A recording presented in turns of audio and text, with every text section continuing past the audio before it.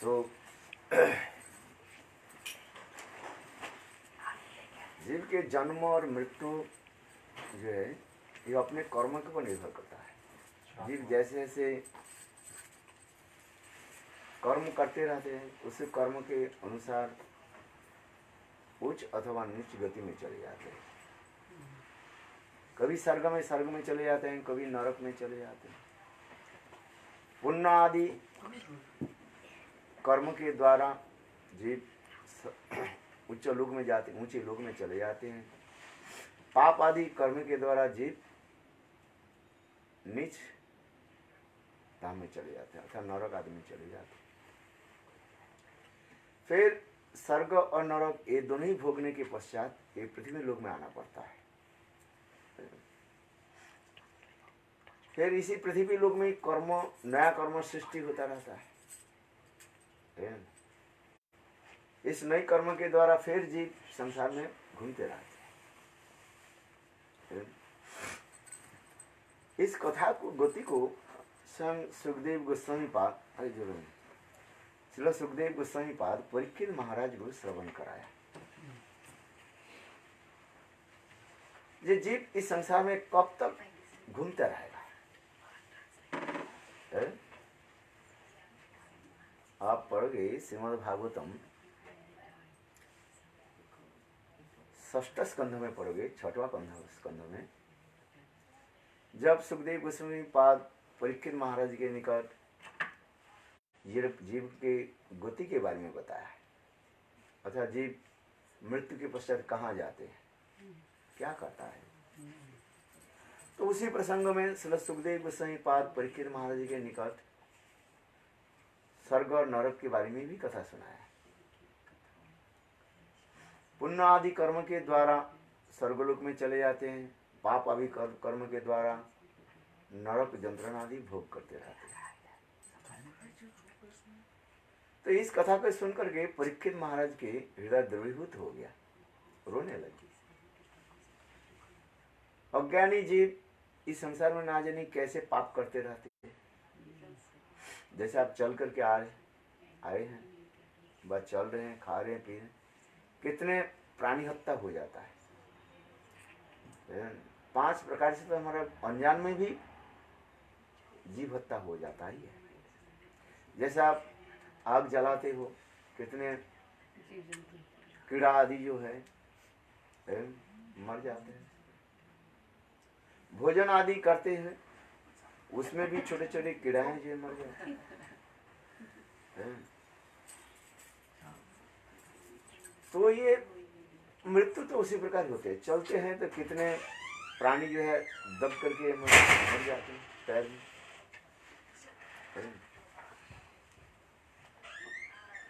तो उसी कथा को जब वर्णन करने लगे परीक्षित महाराज एक प्रश्न का कहने लगे, ये हे गुरुदेव ब्राह्मण आप कृपा करके बताइए जीवों के उद्धार कैसे होगा? तब तो जीव संसार में ही रहेगा। वो कभी ऊपर लोक में जाएगा, फिर इधर आएगा, फिर इधर से नीचे जाएगा, इधर आएगा, फिर ऊपर। इसी के कहा जाता है क्या?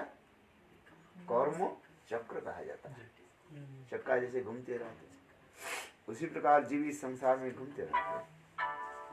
कभू स्वर्गे, कभू नरके, कभू दास प्रभु। कभी दास बन जाते हैं, कृतदास बन जाते हैं, नौकर बन जाते हैं, कभी प्रभु मालिक भी बन जाता है। ये जीवन इसी प्रकार चलते जा रहे हैं। अनंत काल से जीव इस प्रकार संसार में घूमते जा रहे हैं। किंतु माया की ऐसे खेल है, जीव पूर्व जन्म की दुख कष्ट की जो भूल जाते हैं। जैसे पिछले जन्म में आप कौन थे पता है आपका? पता ही नहीं है। क्यों? इतने लिखा पढ़ा सब तो याद कर लिया, पिछले जन्म की याद ही नहीं किया कुछ। बात ऐसा ही है, भूल जाते हैं। भूल नहीं जाते हैं, माया देवी इसको भुला देती है। जैसे पहले समय जो है सरसों से तेल निकालने के लिए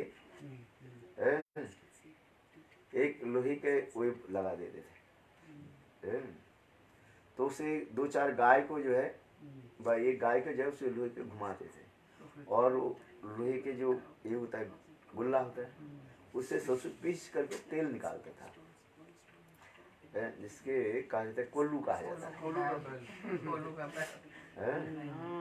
और बैल क्या करता है, वो एक ही जगह में घूमता रहता है, बोला था, क्योंकि बैल तो घूमेगा नहीं, उसके आंख पर क्या लगा दिया जाता था, काली पट्टी, उसको देखेगा। उस गाय व बैल सोचे जी मैं चल करके बहुत दूर जा रहा हूँ, किंतु घूम रहे कहाँ, उसी 3 मीटर जो सर्कल है उसमें ही वो घूम रहा है। किंतु बैल और गाय सोचने लगे कि मैं बहुत दूर जा रहा हूँ, सारे दिन सुबह से लेकर के शाम से लेकर का वही घूमता रहा। ठीक उसी प्रकार माया देवी हम लोग के वो सब भुला दिया, पूर्व जन्म की कथा को भुला, दुख के भूख भुला दिया, और उसी संसार में हम घूमते रहते हैं। ये सोच रहे हैं यही पहली बार मैं संसार में आया हूँ, यही पहली बार काम कर रहा हूँ, खा रहा हूँ, पी रहा हूँ, लिखा पढ़ा कर रहा हूँ, ये कर रहा हूँ। वास्तव रूप में क्या है, इंग्लिश में कहा जाता है च्यूइंग द चूड, जो चिवा करके फेंक देते हैं, फेस को चिवाने से रस थोड़ी मिलेगा। गन्ना चिवाया कभी आप लोगों ने, गन्ना खाई, शुगर खाई कि नहीं पता, तो कैसे खाई, जैसे चुस्ते आजकल तो रस निकालते हैं, हम लोग गांव में जब थे छोटे छोटे था उससे बात है, घर में तो हम लोग के होता ही रहता है, उसे काट करके ऐसे छिलका उठाया, दांत से छिलका उठाया, छोटे छोटे थे ना दांत तो बहुत सख्त है, कोई जरूरत नहीं होता है, ऐसे छिलका उठाया, ऐसे चिबाया, 2-4 बार दांत में दबाया तो रस निकाल दिया, फिर फेंक दिया, बिल्कुल कुछ नहीं रहा। तो कहने की तात्पर्य है इसी प्रकार संसार में जीव सुख और दुख भोगते जा रहे हैं, किंतु माया देवी कैसे खेल है, भगवान की कुदरती मान लिया जाए, सब हम सोच रहे यही पहली बार, किंतु दुख कष्ट भोगते जा रहे हैं। किंतु सुखदेव गोस्वामी परीक्षित महाराज ने प्रश्न पूछा, आप ये बताइए इस संसार जीवों की मुक्ति के उपाय क्या है, मुक्ति के उपाय क्या है। कभी स्त्री के रूप धारण करके आ जाते हैं, कभी पुरुष के शरीर पर पकड़ लेते हैं। ये शरीर क्या है, एक वस्त्र के भांति कहा जाए, वसांसी जीर्णानि यथा व्याय नवानि गृह्णाति नरोपराणि, जैसे वस्त्र फट जाने से हम उसे पुराने वस्त्र को त्याग देते हैं, नई वस्त्र के पहन लेते हैं, फिर कुछ दिन के बाद वो वस्त्र पुराने हो जाते हैं, फट जाता है, तो हम नई वस्त्र के लेते हैं, पुराने वस्त्र उतार देते हैं। ये शरीर उसी प्रकार है, पहले इसको अच्छी तरह से समझ लीजिए, नहीं समझ में आ जाए तो समझने के प्रयास करें। ये शरीर जो है, गीता में भगवान कहते हैं वसांसी जीर्णानि यथा व्यायो नवानि गृह्णाति नरोपराणि, गीता में भगवान कह रहे हैं ये शरीर एक कपड़े के भांति है। इसी प्रकार इस संसार में हम लोग न जाने कितने बार शरीर धारण करते जा रहे हैं, कभी स्त्री शरीर, कभी पुरुष शरीर, किंतु आत्मा क्या है, न जायते न म्रियते अजो नित्य न हन्नते हन्नमाने शरीर, आत्मा के ना जन्म है ना मृत्यु है, किंतु जीव कर्म के अनुसार केवल शरीर धारण करते जा रहे हैं, एक शरीर छोड़ करके दूसरे शरीर ऐसे करते जा रहे हैं। तो इस प्रकार हम संसार में घूमते ही रहे हैं। हम इस संसार से मुक्ति कैसे मिलेगा, मुक्ति के उपाय बताइए।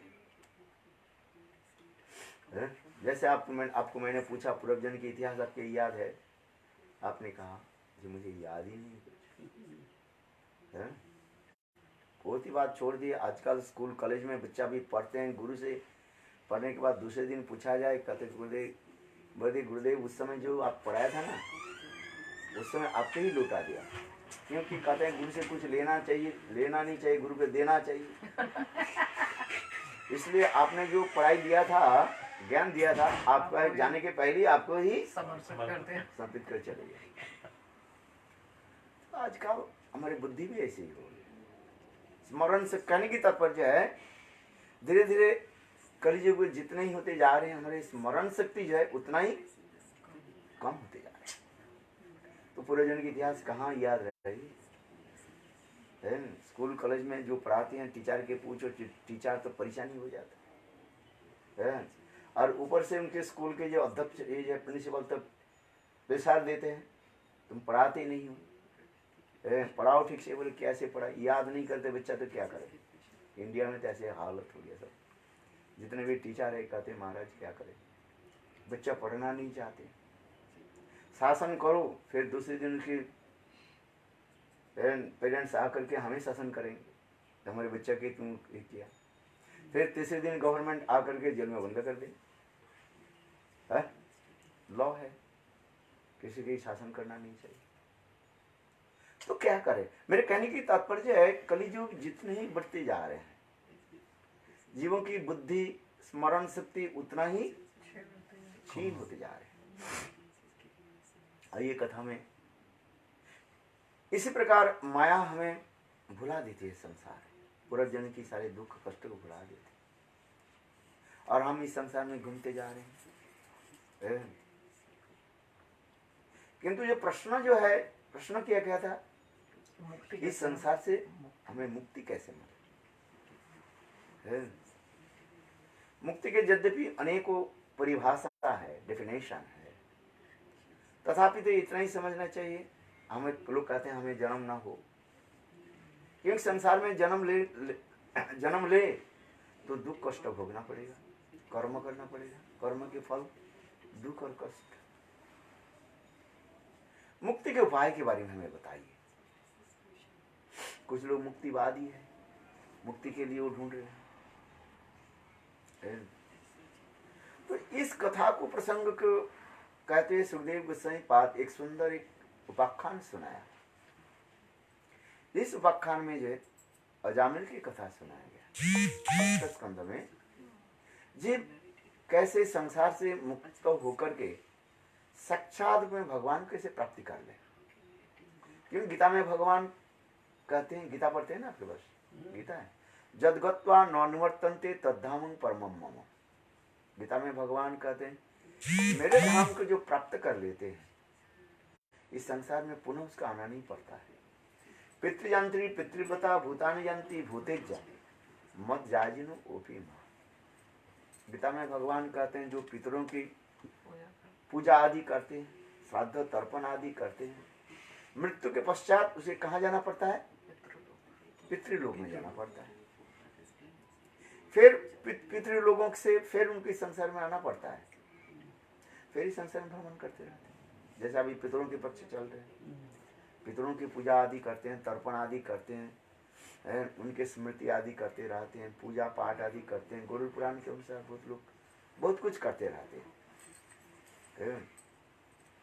ये गीता में भगवान कहते हैं पितृजांत्री पितृजा भूतानि जानती भूतेजा। जो भूतों के पूजा आदि करते रहते हैं, वो मृत्यु के पश्चात कहाँ जाते हैं? भूतों के पास चले जाते हैं।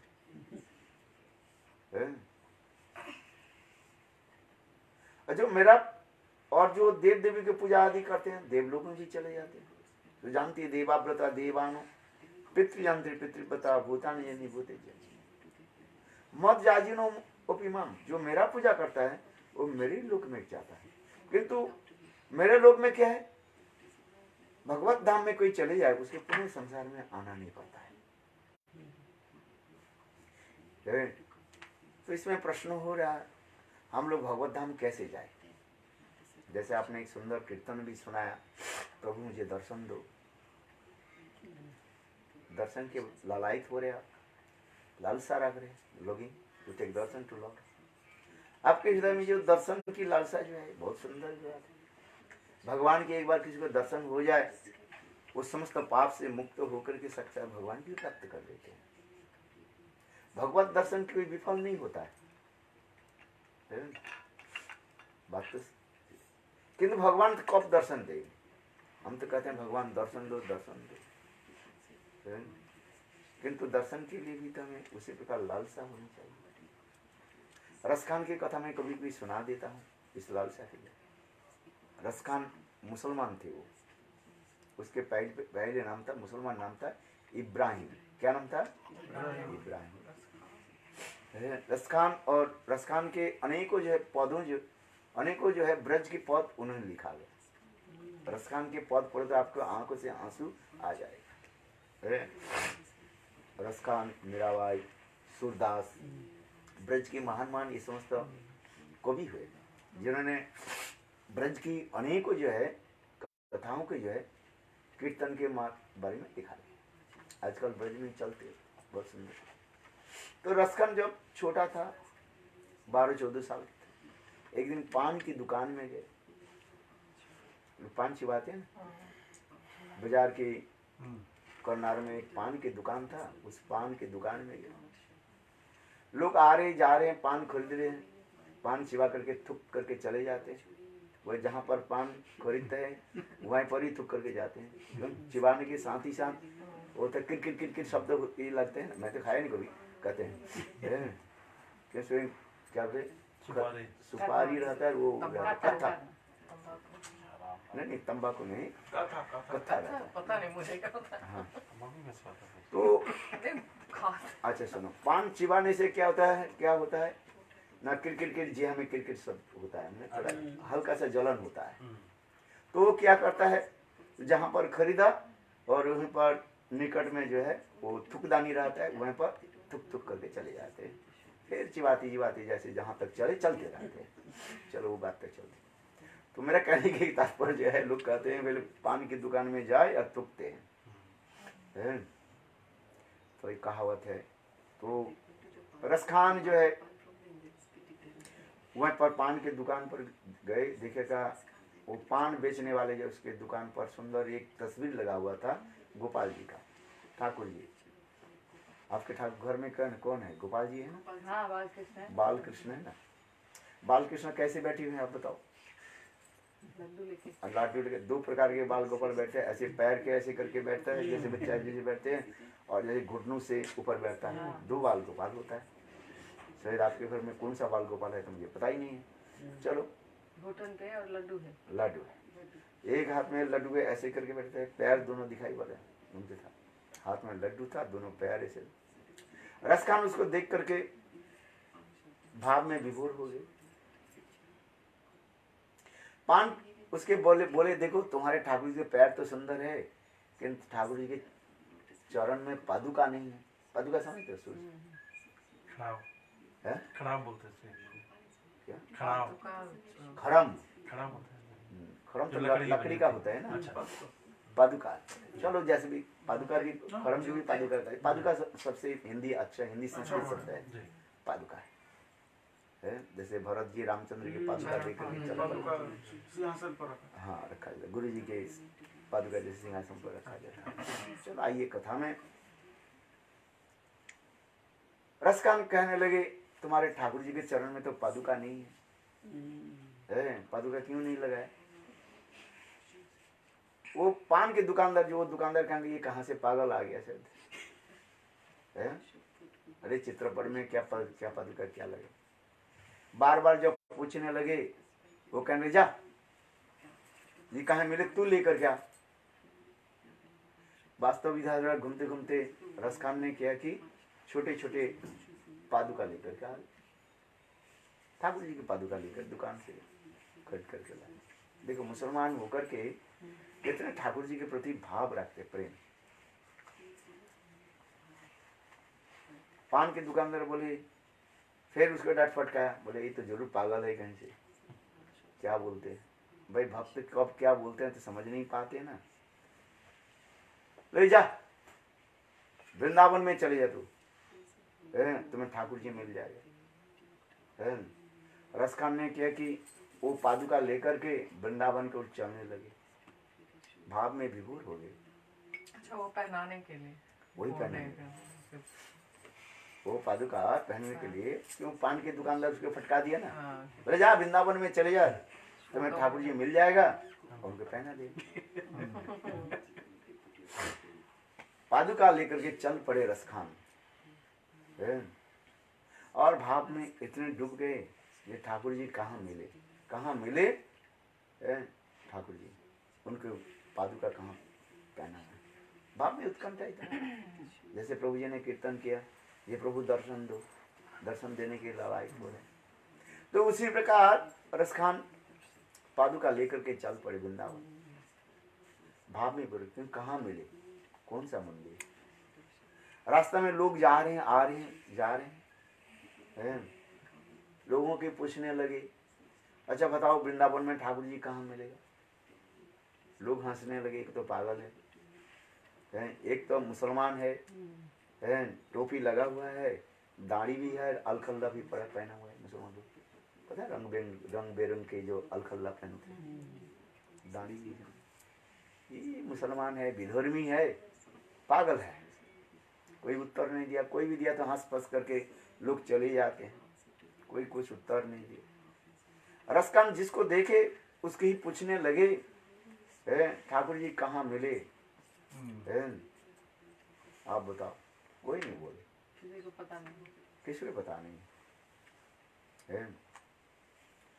स्वयं भगवान एक यात्री के रूप में प्रकट हुए। यात्री समझते हो, ट्रैवलर, आगे पिलग्रिम मान लिया जाए। तो भगवान ये राजकान उसके पूछने लगे, अच्छा बताओ वृंदावन में ठाकुर जी कहाँ मिले। ठाकुर जी कहा दिया, देखो निकट में ही मंदिर है, इस मंदिर में ठाकुर जी है। किंतु भगवान रसखान के मुखारबंदी से सुनना चाहने लगे, अच्छा तो वृंदावन में तो सब जगह ठाकुर ठाकुर ही है, वृंदावन में ऐसे कोई घर नहीं है जिस घर में ठाकुर जी नहीं है।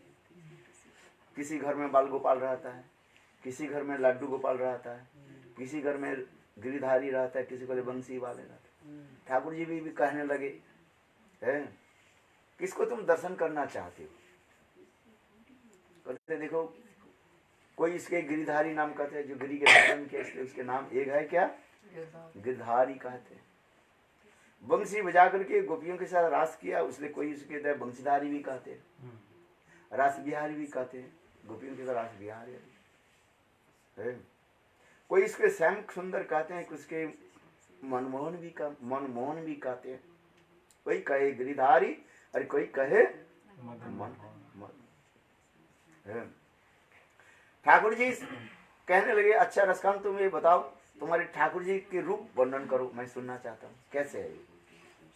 बड़े नैन में कजरा, ठाकुर जी के आंख में नयन, आंख में क्या लगा हुआ है, काजल लगा हुआ है, घुंघराले वाले बाल है, बहुत सुंदर, कॉलिंग हेयर, इतना सुंदर और मंद मुस्कान, बंसी बजाते हैं वो और तिरछी नजरों के द्वारा सबको घायल कर देते हैं। वो मंद मुस्कान तो उसके है ही है, और साथ ही साथ उनके तिरछी नजरों के द्वारा सबको घायल कर देते हैं। घायल समझते हो, जैसे जैसे वैद शिकारी जैसे तीर के द्वारा हिरण के जैसे घायल कर देते हैं, हिरण तरफ तरफ करके वहीं पर शरीर छोड़ देते हैं। बोले वो मनमोहन इस प्रकार है, तिरछी नजरों के द्वारा सबको घायल कर देते हैं। पहले तो बंसी के द्वारा बुलाते हैं, जब कलम बाम दिशा मनोहरम, बंसी बजाया सभी लोग उनके पास आ जाते हैं। बंसी के तान छोड़ दिया सभी उनके पास आ जाते हैं। ऐसे मनमोहन रूप भी बना लेते हैं, इतने सुंदर जो है त्रिभंग ललित होकर के जब खड़े हो जाते हैं, पैर एक पैर के ऊपर दूसरी पैर रख करके, और टेढ़ी कमर वाले होते हैं, वो टेढ़ी गर्दन वाले होते हैं, आंखों की भी टेढ़ा करके जब बंसी बजाते हैं तो बस वही मनमोहन रूप के एक बार कोई दर्शन करते हैं और संसारी कुछ रूप दर्शन करके इच्छा ही नहीं लगते। है? आए समझ? इसलिए ब्रज में भी गोपियां कहती है, ये मनमोहन तू ऐसे रूप से, जिस दिन तुझे दर्शन कर लिया उस दिन से मेरे घर में झगड़ा शुरू हो गया। सास लड़े, सास है नंदी लगे, पति लड़े, लड़े किस लिए? काम नहीं करते, सत्संग में जाती है। कहाँ चले जाती है? मनमोहन तेरे दर्शन तो बात ऐसी हो गया, सबके लड़ाई शुरू कर दिया तुम। रसोई बनाने की गई, रसोई बनाया, बनाने के जाते हैं, तेरी मन स्मरण हो जाता है, रसोई बनाना होता ही नहीं है। तभी में रोटी रख जाता है, जल जाती है, तेरी स्मरण होती है, बस आंख से आंख। अच्छा, ये कथा में रसखान भी उसी प्रकार भी कार्य हैं। ऐसे मनमोहन वो रूप ऐसे बना देते हैं, सुंदर रूप, जिस रूप के देख करके सभी मोहित हो जाते हैं। वो भी कोई बात नहीं, क्यों घायल कर देते हैं ना वो, पर तिरछी नजरों के द्वारा घायल कर देते हैं। पादंग न चलती तब पाद मूलात, भागवत में कथा आ रही, गोपियां कह रही, पादंग न चलती तब पाद मूलात। कृष्ण कह रहे, गोपियों आप लोग अपने घर लौट करके जाए, अपने पतियों के सेवा, पतिदेव की सेवा करो। पति ही परम देव है, पति ही परमेश्वर है। यदि पति यदि निर्धन भी हो, धन पैसा भी नहीं हो, तब तथा भी पति की सेवा करना चाहिए। पति भी यदि जराग्रस्त हो, रोग शोक भी है, पति की सेवा करना चाहिए है। ये घर में लौट करके जाए। भगवान ने बहुत सुंदर उदाहरण दे दिया। गीता में तो कहा दिया, सबको छोड़ो, सर्वधर्मन परित्यज्य मामेकं शरणं व्रज अहं त्वां सर्वपापेभ्यो मोक्षयामि मा शुचि। गीता की श्लोक है ना ये, 18 अध्याय में। अरे भागवत में यहाँ पर फिर दूसरी उल्टा कहने लगे, बोले कन्हैया तू क्या बोलते हो तो पता ही नहीं चलते। कोई कहते हो सब छोड़ करके मेरे पास आ जाओ, और कोई कहते हो लौट करके जाओ, पति की सेवा करो है। क्या करना चाहिए? पति सेवा। गोपियां भी कहने लगे ठीक है, एक होता है पति होता है, एक परम पति होता है है कि नहीं? एक ईश्वर होता है, एक परमेश्वर होता है, एक नाथ होता है, जगन्नाथ होता है। जगत के नाथ के जगन्नाथ तक कहा जाता है ना। नाथ शब्द में संस्कृत में होता है पति भी कहा जाता है, जगत पति जगन्नाथ कहा जाता है। जगत के पति जगन्नाथ है कि नहीं? ये जगन्नाथ को जो सेवा नहीं करते हैं, भगवान की सेवा नहीं करते उनके जीवन व्यर्थ हो जाता है। इस संसार में पति तो है, ठीक है, शरीर का तो संबंध है। जब तक शरीर है तब तक पति पत्नी का मन संबंध रहता है। जब शरीर छोड़ देते हैं कहाँ संबंध रहता है? आपके पिताजी करके आप जो कुछ भी कर रहे हैं, पिताजी कहाँ गए पता है आपका? पता ही नहीं है। चलो बहुत ही अच्छी भी बात है, उनके उद्देश्य करके कुछ अर्पित कर रहे हैं, दान पुण्य आदि कर रहे हैं, जो कुछ भी कर रहे हैं उनकी आत्मा शांति के लिए आप करते जा रहे हैं, ये तो अच्छी बात है, शुभ कार्य कहा जाता है। किंतु हम जब रियलिटी क्या है? रियलिटी है भगवान की सेवा करना। इसलिए गोपियां भी कथा सुना दी। गोविंद तुम तो बता सुनाया, बहुत कथा तो सुनाया, पति सेवा के लिए कहा गया, पति सेवा तो करना ही है। किंतु साथ साथ जगतपति गोविंद की सेवा भी कर, सेवा करना चाहिए कि नहीं है? पति को, अपने पति को खिलाने के पहले जगतपति के खिला करके वही प्रसाद को पति के खिला। दोनों पति की सेवा हो गया कि नहीं हुआ? कौन सा पति की सेवा हुआ? एक जगतपति और एक धर्मपति। हम कहते हैं धर्मपत्नी भी शब्द होता है ना, कहते हैं ना भाई ये कौन है? बोले हमारे धर्म पत्नी। मैं कहते अधर्म की पति होता है, पत्नी होती है। भाई शब्द की कोई तो होता है ना, नेगेटिव आ जाता है, पॉजिटिव करने से नेगेटिव भी आता है। यही बोलते हैं? यही बोलते हैं मेरी धर्मपत्नी। धर्मपत्नी बात तो सत्य है, धर्मपत्नी धर्म की रक्षा करने के लिए धर्मपत्नी कहा जाता है। तो कभी कभी मैं मजाक भी करता हूँ, बड़े कहते हैं मेरे महाराज ये कौन है? बोले हमारे धर्म पत्नी। अधर्म की पत्नी कौन है? ये तो नहीं महाराज, ऐसे शब्द तो नहीं। नेगेटिव पॉजिटिव करने से नेगेटिव तो आ ही जाता है। चलो ये तो मजाक कर रहा हूँ। एक होता है जगतपति जगदीश्वर भगवान, और एक होता है पति ईश्वरी की तरह से मन लेंगे। सेवा हमें करना पड़ता है, जगतपति की सेवा करके और उनकी प्रसाद लगा करके उच्छिष्ट प्रसाद जो है अपने धर्मपति व धर्मपत्नी की सेवा ही हमारे परम धर्म का है, नेग्लेक्ट करना नहीं चाहिए। समझ गए? तो गोपियां भी बहुत सुंदर में उत्तर दे दिया, हे गोविंद आप तो जगतपति हो, जगन्नाथ हो, किंतु हमारे मन तो आपने चुरा ली। पादंग न चलती तब पाद मुलात, मेरे पैर जो है आपसे कैसे जाएगी? केवल पैर के द्वारा हम चल नहीं सकते जब मन उसमें नहीं लगे। आप तो मन को चुरा लिए, मन तो हरण कर लिया, यू स्टोल माय माइंड। तो आप कैसे चलेंगे? आप बताओ, बिना मन से हम चल नहीं सकते। बच्चा क्या पढ़ाते हैं ना, कहते पढ़ रहे हो नहीं, मन दे करके पढ़ो, मैं ध्यान दे करके पढ़ो, शब्द यूज करते हैं, मन लगा करके पढ़ो। ऐसे ही तो पढ़ते जा रहे हैं, किंतु नहीं मन लगा करके पढ़े, जो पढ़ रहे हैं वो उड़ करके जा रहे लोग। इसलिए तात्पर्य क्या है, जो कुछ भी हम करते हैं मन के साथ यदि संजोग नहीं हो वो काम नहीं होता है। सुन रहे हैं, बोले क्या सुना? बोले सुन रहा हूँ अच्छी तरह से, किंतु ध्यान से नहीं सुन रहे तो उड़ कर चले जाते हैं। इस कान से सुना, उस कान से बाहर हो जाता है। चलो हम कथा में आगे जाते हैं। रसखान की कथा हम बताते जा रहे हैं। ठाकुर जी स्वयं कहने लगे ये तुम अपने ठाकुर जी के वर्णन करो। रसखान बहुत सुंदर सुंदर कथा सुना दी। कोई कहते हैं गिरिधारी, कोई कहते हैं मदन मोहन, कोई कहते हैं रस बिहारी।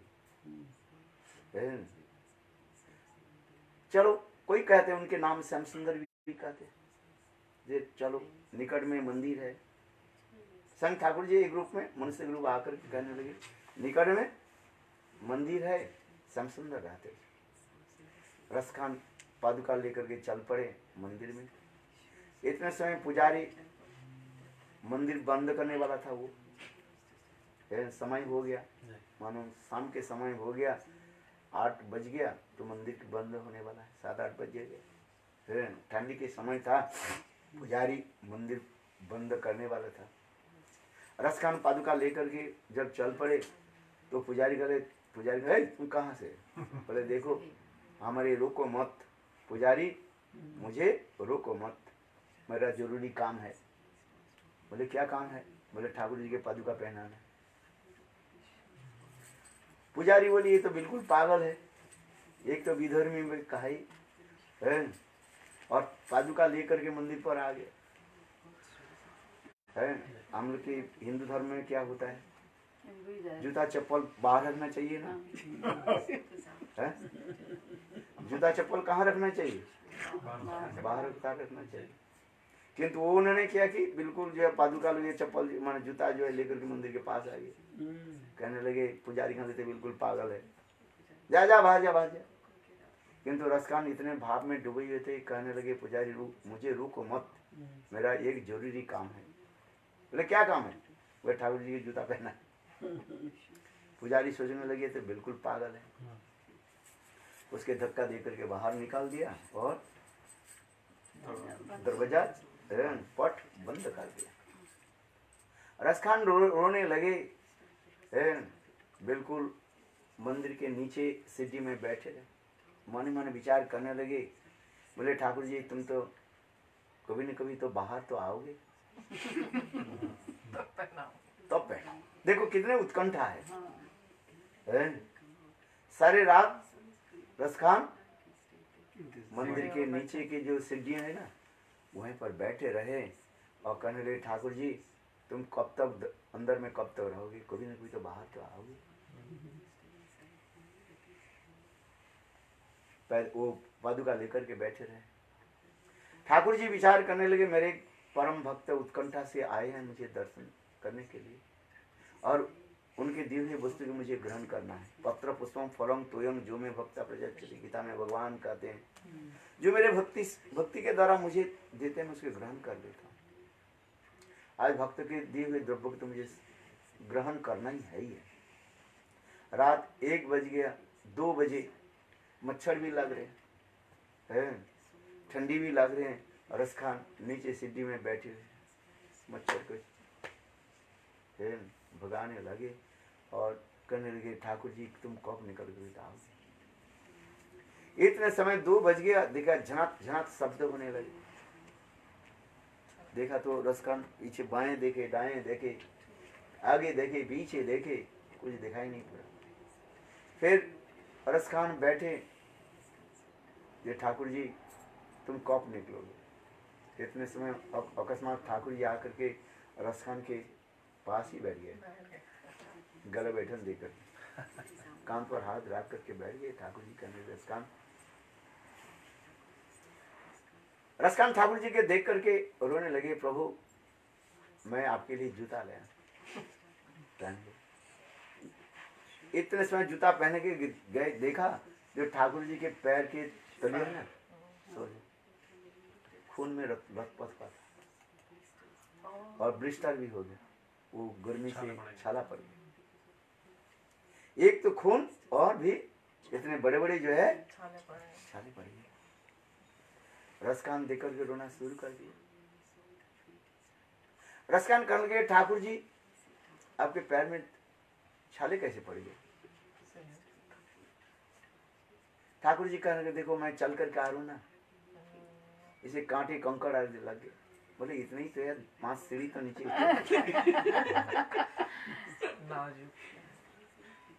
है। ठाकुर जी कहने लगे, नहीं नहीं मैं इस मंदिर से नहीं आ रहा हूँ। कहाँ से आ रहे हो। कर मैं गोकुल से आ रहा हूँ।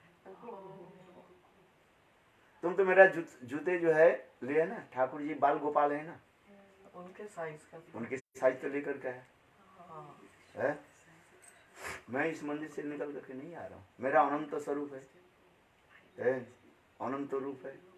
मैं तुम जो जूते लेकर के तो मेरे छोटी पैर के तुम नाप करके लेकर के आया ना। ठाकुर जी बोले आप जूता क्यों, माँ जैसा तो मैं जूता नहीं दिया। बोले जूता तो दिया ही था, मैं उसको ले करके आया ही नहीं। बोले क्यों। ये देखो तुमने जो इतने सुंदर जो भाव जो लेकर के उसको पहना है मुझे। यदि मैं जूता पहन करके आते, हो सके तुम कह देते ठाकुर जी तुम्हारे पैर में तो जूता है दिन, किंतु तुम्हारी जूता पहनने के लिए मैं कहाँ से आ रहा हूँ, नंद गोकुल से। नंद गोकुल से वृंदावन में आया तुम्हारी जूता पहनने के लिए। बस रसकान के आंखों से आंसू आ गया। रसकान ने किया कि अपने आंखों से आंसू के द्वारा ठाकुर के चरण को मानो धुला दे और अपने वस्त्र दे करके ठाकुर जी की चरण को साफ किया, जहाँ पर वो गया खून आ रहा था और फपोला पड़ गया था।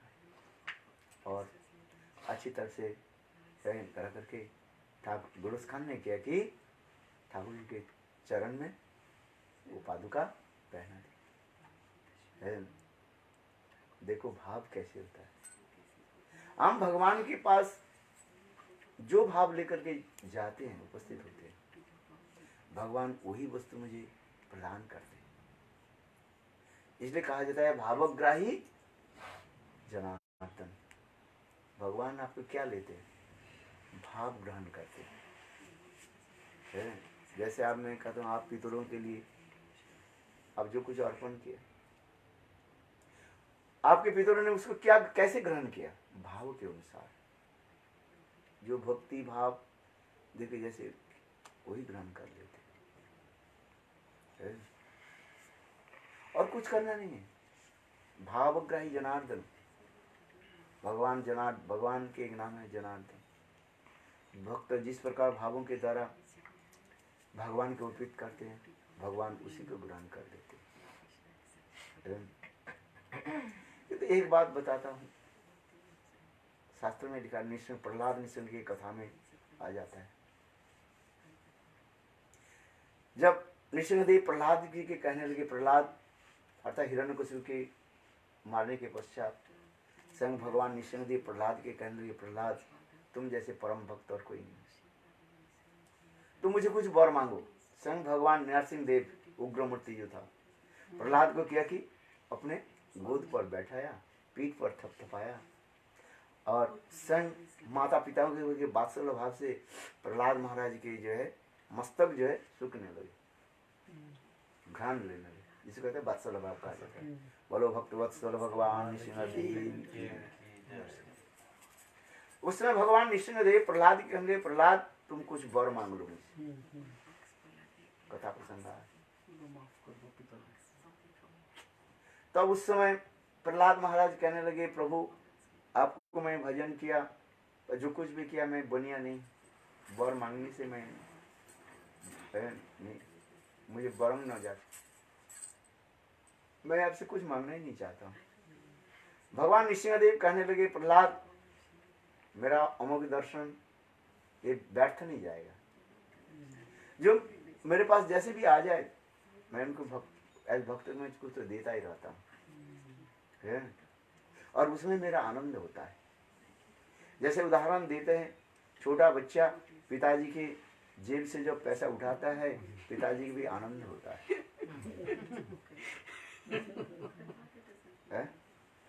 पिताजी कहते हैं, बेटा तू कितने पैसे चाहिए ले ले, क्या खरीदना है खरीद लो, आनंद होता है। उसी प्रकार मनो भगवान कहने लगे, प्रहलाद बरम बुढ़ी बर मांगो, कुछ ना। प्रहलाद बार बार कहेंगे, प्रभु बर नहीं मुझे चाहिए। तो उस समय प्रहलाद महाराज अंत में एक कहने लगे, प्रभु जी बर देना है, मेरे पिताजी को उद्धार कर दीजिए। भगवान ने कहा, नृसिंहदेव ने कहा, प्रहलाद तुम तो कुछ मांगा ही नहीं, क्यों क्यों नहीं मांगा? उनका उद्धार तो कर ही दिया, उन्होंने मारा तो उद्धार तो कहने लगे, देखो भगवान कहने लगे, युक्ति कहने लगे, देखो 3 प्रकार के वैष्णव होता है, भक्त 3 प्रकार के होते हैं। एक कनिष्ठ भक्त होता है, और एक मध्यम भक्त होता है, एक उत्तम भक्त होता है। याद रखना, भूल मत जाना, उत्तम मध्यम कनिष्ठ। कनिष्ठ जो भक्त होते हैं, वो कनिष्ठ भक्त के मातृकुल और पितृकुल के 7 पीढ़ियां अपने आप उद्धार हो जाता है, कुछ करना नहीं पड़ता है। ऐसा नहीं, तुम्हारे जैसा गृह ना, एक किसी के घर में एक वैष्णव हो जाए, बोले कनिष्ठ वैष्णव भी हो जाए, केवल गुरु से दीक्षा मंत्र लिया, परिणाम कर रहे हैं, 4 नियम के पालन कर रहे हैं, इसी के मानो कहते हैं कनिष्ठ वैष्णव कहा जाता है। तो उसके 7 पीढ़ियां अपने आप उद्धार हो जाते हैं। 7 पीढ़ियां मतलब क्या है? मातृकुल और पितृकुल अपने उद्धार हो जाते हैं। वैष्णव के लिए ऐसे कहते हैं, उसके तर्पण कुछ पितृ तर्पण कुछ करना नहीं पड़ता है? आपके मन में अभी विचार है, ये मेरे माता पिता के सही उद्धार नहीं हुआ, इसलिए आप तर्पण कर रहे हैं। आपके मन में ही भावना है, भावना तो आपकी अच्छी है, किंतु मैं आपको बताते जा रहा हूँ, शायद मेरा माता पिता की उद्धार नहीं हुआ और मैं ये तर्पण करूं। किंतु आप जिस दिन गुरु से मंत्र दीक्षा ले लेते हैं, हरिनाम करना शुरू कर देते हैं, आपके पितृकुल मातृकुल अपने उद्धार हुए। मेरे कथा नहीं है, भागवत की कथा है। कर रहे हैं तो अच्छी है, किंतु वास्तव होता है क्या? उद्धारी हो। जिस दिन भगवान के नाम लिया उद्धारी हो गए। यहाँ तक भी शास्त्र में लिखा है, जैसाम कुलेन वैष्णव, जिस कुल में वंश में एक वैष्णव हो जाए, पितरों उनके पितृलोक में सारे पितरों जो है नृत्य करना शुरू कर देते हैं, बोले देखो मेरे कुल में एक वैष्णव आए, और उस कुल में वैष्णव आने के साथ सारे पितरों उनके उद्धार हो गए। मैंने कहा ना, उसके 7 पीढ़ियां उद्धार हो गई। बंगाल में एक शब्द है, विश्वास से मिलाई वस्तु तर्क बहुत दूर। बांग्ला बुझे? विश्वास से मिलाई वस्तु और तर्क बहुत दूर। विश्वास यदि करे तो मिल जाता है, और तर्क करने से हमारे पास कुछ नहीं। आर्गुमेंट है, जो जैसे कर अच्छा ठीक है, जो कर रहे करो, किंतु विश्वास ही है, यह है, ये आपके पितृकुल मातृकुल सब उद्धार हो गए। यदि आप एक बार भगवान के नाम लेते, नाम लेते ही भवसिंधु सुखाएं, नाम की इतने महिमा भी कहते जा रहे। उसी प्रकार स्वयं नृसिंहदेव कहेंगे, प्रहलाद तुम जैसे उत्तम भागवत हो, तुम्हारे पिता माता सभी उद्धार हो गए, कोई नहीं रहा। नरक में जाना नहीं पड़ता है।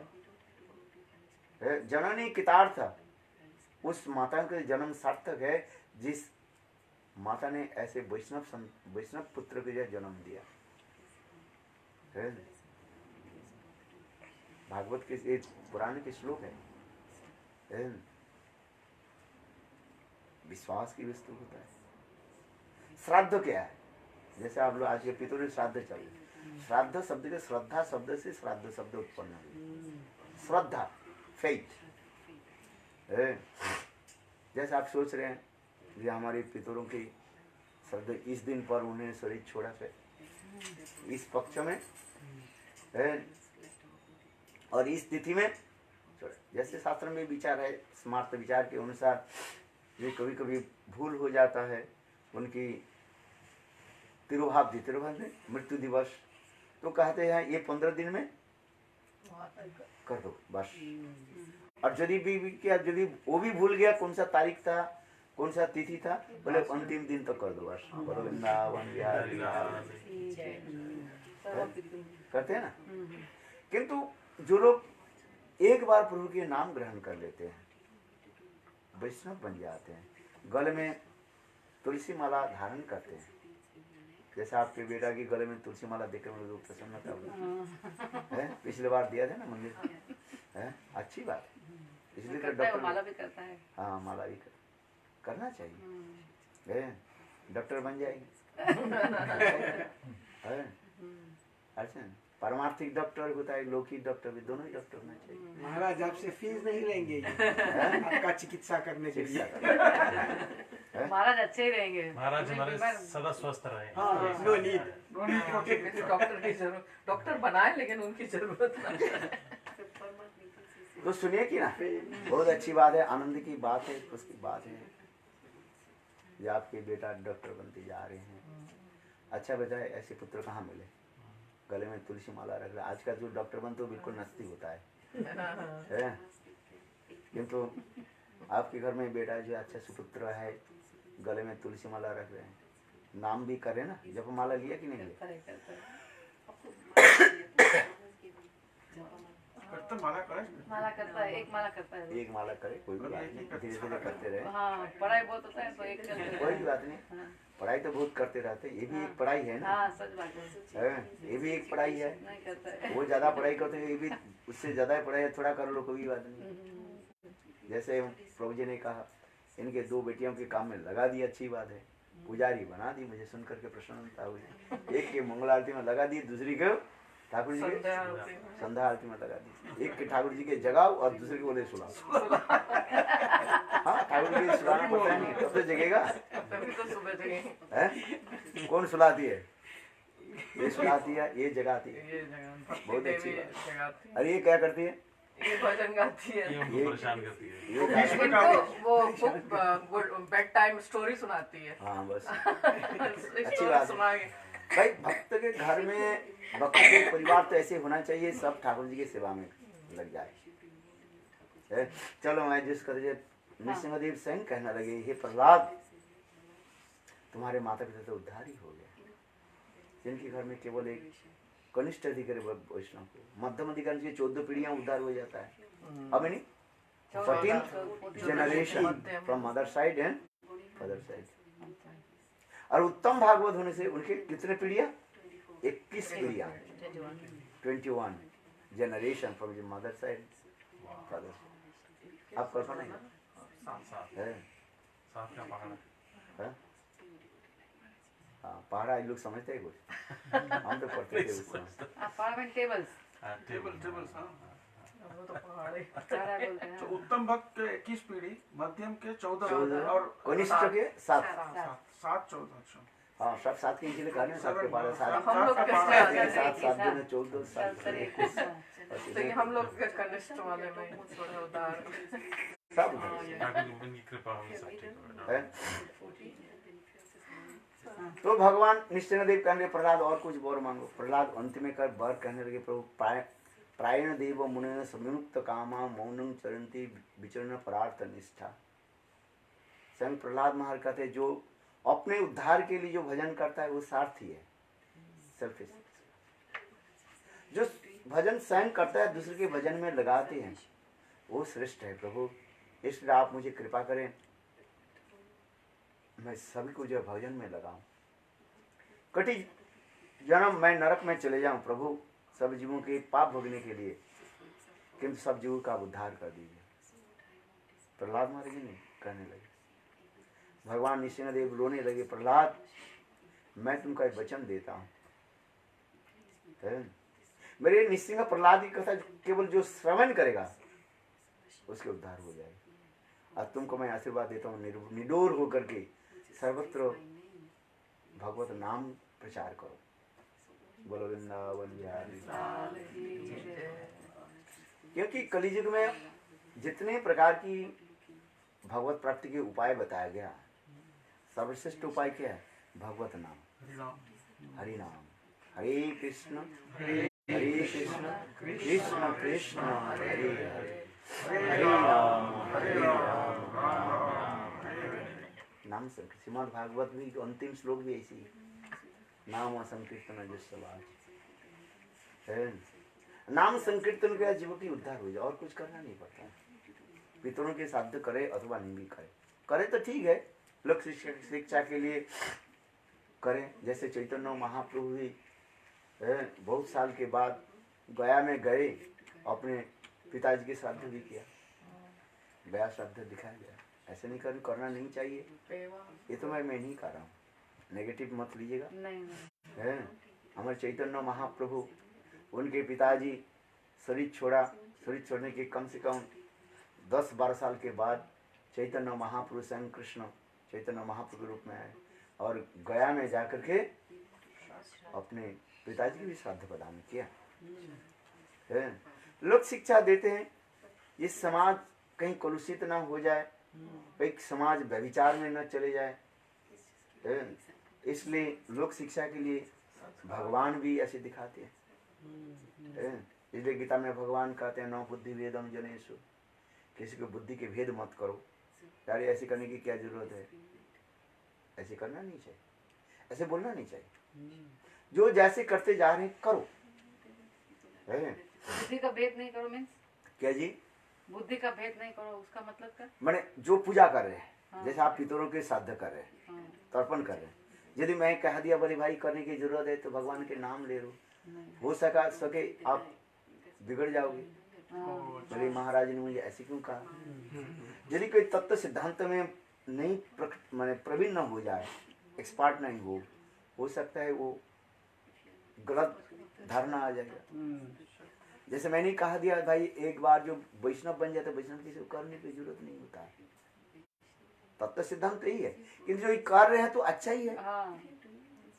शास्त्र में लिखा है अधिकंतु नो दोषाय, संस्कृत में होता है अधिकंतु को अधिक रूप में करता अच्छा ही है।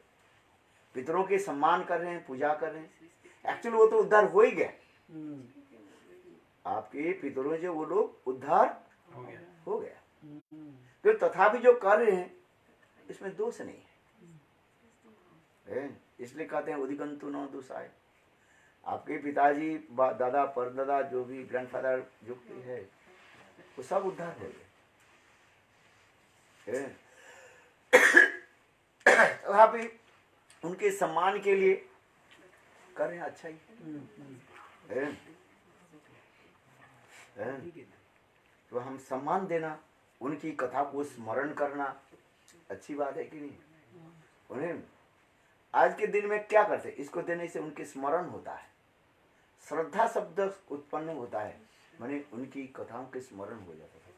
वो ऐसे महान थे, दानी थे, पुण्यवान थे। हम किसी के श्रद्धा आदि करते हैं, बस श्राद्ध करने के तात्पर्य क्या होता है? उनकी कथा को स्मरण करना है। आया समझ गए? उनकी कृपा से हमें सब कुछ मिला। उनकी हम कहते हैं ना भाई, हमारी जो कुछ मिला और बड़ों के देन कहा जाता है।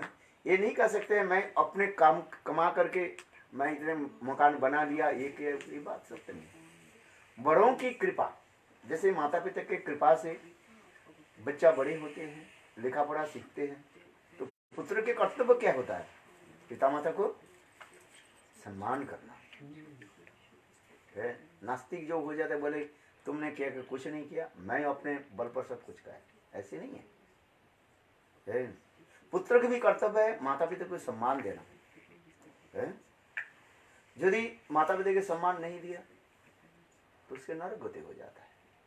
इसलिए बड़ों की सम्मान देना ये हमारे भारतीय सभ्यता संस्कृति है। माता पिता के पहले कहते हैं मातृदेव भव पितृदेव भव। पहले मेरा देवता कौन है? माता जी कहा जाता है, जिन्होंने मुझे उंगली पकड़ करके चलना सिखाया। मैं चल नहीं पाता था और माँ ने क्या की, उंगली पकड़ा, मुझे चलना सिखाया। ठुमक ठुमक करके चलता था, 3 बार गिर जाता था, तब भी माँ मुझे 2 हाथ में 2 उंगली पकड़ करके चलना सिखाया कि नहीं सिखाया? उसके लिए हम माता के ऋणी है। पिता के ऋणी भी है, पितृ ऋण, मातृ ऋण, देव ऋण, भूत ऋण, राज ऋण, और श्रीमद् भागवत में कहते हैं देवोर्षि भूताप्त ऋणाम, सब प्रकार ऋण हमारे वजह थे। किंतु एकमात्र मुकुंद की भगवान के आश्रय करने पर, गोविंद का आश्रय करने पर समस्त ऋण से मुक्त हो जाते। गतो मुकुंद परिहित कर्तव्य, भागवत में करें भगवान गोविंद की आश्रय करने पर समस्त ऋण से हम मुक्त हो जाते, भगवान में अर्पित हो जाए। गुरु और वैष्णव की जब हम एकात्म मान लेते हैं तब सब प्रकार ऋण से मुक्त हो जाता है और कुछ नहीं रहता है। समय हो गया कि छोटी सी कथा सुना करके बंद कर देता हूँ। रामायण की कथा है। एक बार वाल्मीकि रामायण की कथा सुना रहा हूँ। वाल्मीकि रामायण पढ़े आप लोगों ने? पढ़े ना? एक बार अगस्त ऋषि पंपा सरोवर के तट पर आश्रम लाकर कुछ भजन कर रहे थे। रात 2 बज गया। उठे संत अगस्त ऋषि, देखा वह पंपा सरोवर के दूसरी तट पर जंगल था।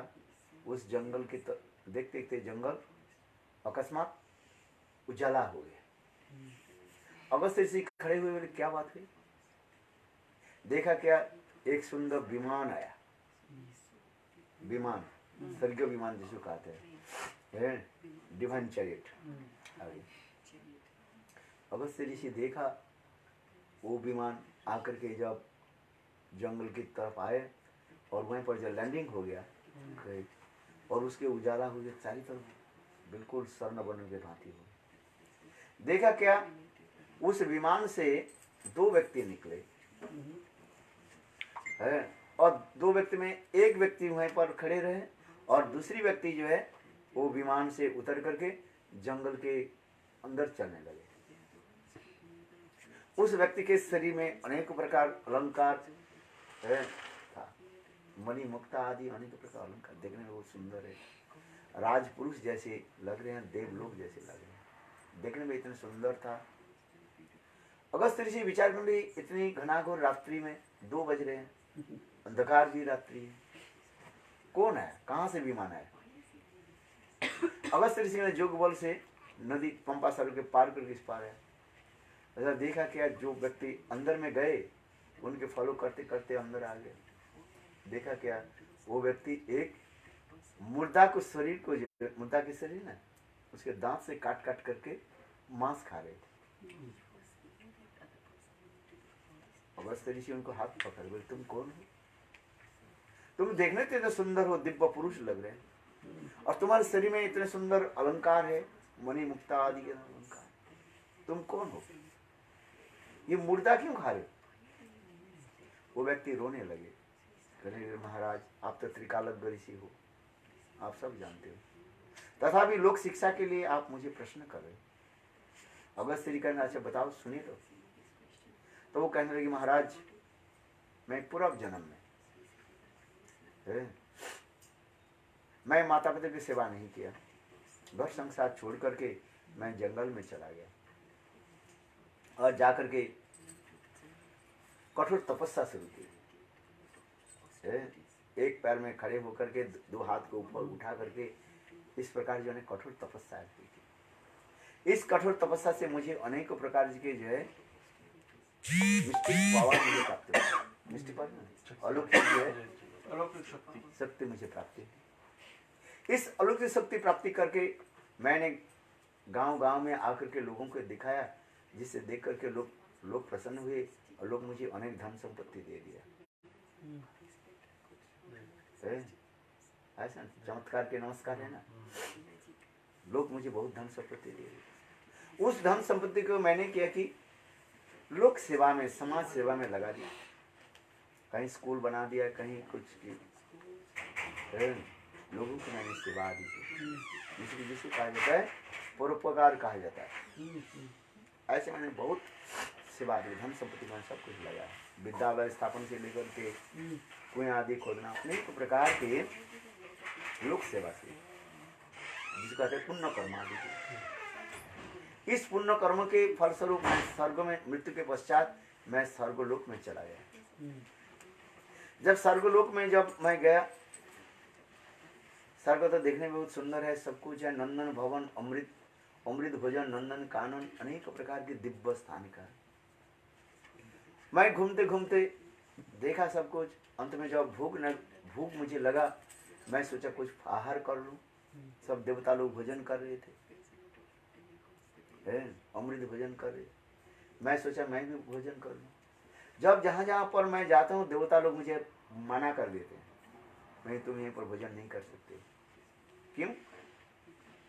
बोले तुमने माता पिता की सेवा नहीं किया, पुण्य दान पुण्य तो किया, तुमने माता पिता की सेवा नहीं किया, इसलिए तुम इस स्वर्गलोक में कोई भोजन नहीं कर सकते। देखो रामायण में करें, जब जब मेरा भूख लगने लगे तब मैं तरसने लगे, क्या करें, भोजन तो करना है। तो देवता लोग, कोई देवता कहने जाओ तुम्हारे वो मुर्दा पड़ा हुआ, तुम्हारा शरीर पड़ा हुआ है उस जंगल में, पंपासर के जंगल में तुम्हारा शरीर पड़ा, सुरक्षित है, जाओ अपने मुर्दा के शरीर जो है उसे काट करके खाओ। जब जब मुझे भूख लगता है, यही देवता लोग मुझे विमान में बैठा करके लाते हैं, मैं मुर्दा खाता। मुझे कृपा करें, इससे मुझे उद्धार कीजिए। तब उस समय अगस्त ऋषि कहने लगे, एक काम करो, कोई संत महात्मा साधु के कुछ दान कर दो। तो कहने लगे संत महात्मा कहाँ मिले महाराज? उनके क्या कि अपने अलंकार जो था, सारे अलंकार को अगस्त ऋषि को दे दिया। देने के पश्चात वो तो विमान चला गया। अगस्त ऋषि आश्रम में पधारे थे, भगवान की इच्छा से उसी दिन भगवान रामचंद्र पधारे अगस्त ऋषि के आश्रम में। ये रामायण की कथा है। जब भगवान रामचंद्र जब अगस्त ऋषि के आश्रम में जब पधारे, तो भगवान तब उस समय ऋषिवर अगस्त ऋषि सोने के थाल में वह समस्त अलंकार जो है रामचंद्र के देने लगे। रामचंद्र सर्वज्ञ त्रिकालज्ञ तो है ही, भगवान तो है, सब जानते हैं, तथापि कहने लगे देखो मैं ये अलंकार लेकर के क्या करूं? अगस्त जी कहने लगे प्रभु आप तो दीन दयाल हो, जीव को उद्धार करो। और सारी इतिहास को सुनाया, ये प्रभु आप भगवान हो, यदि आप यदि इस अलंकार से ग्रहण न करें, वो व्यक्ति के उद्धार नहीं होगा। तो ऐसे करके अगस्त ऋषि सारे उनके अलंकार भगवान रामचंद्र जी जब दिया, तो वो व्यक्ति उद्धार हो गए। बोलो वृंदावन बिहारी। तात्पर्य ये है, रामायण में इसी के कथा को सुनाते जा रहे हैं। या हम भगवान की जब समर्पित कर देते हैं, तो समस्त पाप से हमें मुक्त हो जाता है। और जब हम भगवान में समर्पित नहीं कर पा रहे हैं, तो उसके भोगने के लिए संसार में आना पड़ता है। इसलिए इसी की कहा जाता है पाप और पुण्य कैसे नष्ट हो, नाम जब भगवान की समर्पित कर देते हैं। इसलिए गीता में भगवान के सर्वधर्म परित्यज्य मामेकं शरणं व्रज अहं त्वां सर्व पापेभ्यो मोक्षामि मा शुच। मेरी शरण में तू आ जा। यदि तू सोच रहे हो ये इस धर्म का पालन नहीं करने से तुम्हें पाप लगेगा, मैं तुमको वचन देता हूँ, तुम्हें समस्त पाप से मैं मुक्ति दिलाऊंगा। मैं भगवान हूँ। यही गीता की चरम वाक्य है। हम भगवान के शरण में आ जाए और भगवान के नाम करते रहे। हरे कृष्णा कृष्णा कृष्णा कृष्णा हरे हरे हरे राम राम राम हरे हरे। बोलो वृंदावन बिहारी लाल की जय। ठाकुर की थोड़ा आरती कर दी। हाँ हाँ ठाकुर जी का हाँ थाल में है हाँ है। आरती कर। बोलो वृंदावन बिहारी लाल गोविंद बोलो हरि गोपाल गोविंद बोलो हरि गोविंद बोलो हरि गोपाल बोलो गोविंद बोलो हरि गोपाल बोलो रमन गिरिधारी गिरिधारी श्याम बनो आरी मेरो राधा मनो गिरिधारी गिरिधारी श्याम बनो आरी। बोलो हरे कृष्णा कृष्ण कृष्ण हरे हरे हरे राम राम हरे हरे। जय राधे जय कृष्ण जय राधे।